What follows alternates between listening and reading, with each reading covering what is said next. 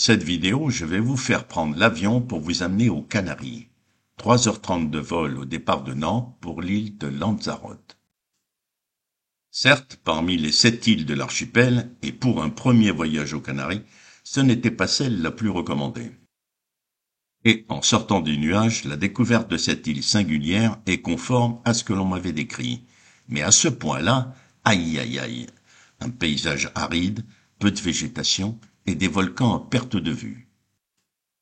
Bon, dans ce mois de février où nous sommes venus prendre le soleil, dans un hôtel agréable de la ville de Puerto del Carmen, au bord des plages, c'est plutôt bien. Maintenant, il n'est pas question de rester sur son transat. Avec une voiture de location réservée à l'hôtel, direction le nord de l'île. Cette île de 60 km de long, c'est celle voulue par César Manrique. Que des maisons basses peintes en blanc, aucun panneau publicitaire et la préservation d'un paysage volcanique. Ma première idée était d'aller visiter son fameux jardin des cactus, où l'artiste avait entrepris de réaliser dans une ancienne carrière un cratère rempli d'une variété incroyable de cactus. Bien que peu mise en avant dans les guides touristiques, je ne regrette pas mon choix.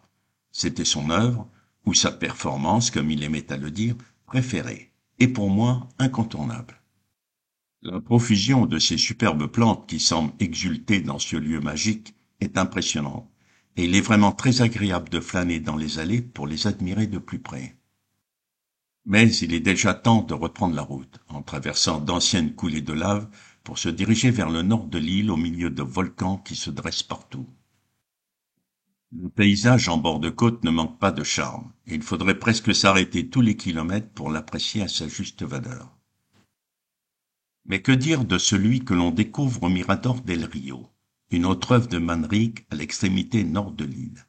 À cet endroit, la vue sur ce qui pourrait être la 8e île des Canaries, celle de la Graciosa, se passe de commentaires.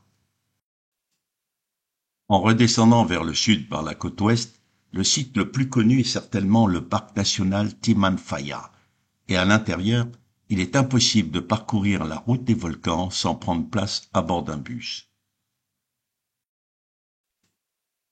Dans un parcours de 40 minutes, vous pénétrez dans un espace hors du temps, façonné par plusieurs éruptions volcaniques au XVIIIe siècle qui détruisirent une grande partie de l'île. Ce paysage austère dans ces montagnes de feu, parcouru dans un bus frôlant les blocs de lave, restera sans aucun doute comme un moment fort de notre séjour.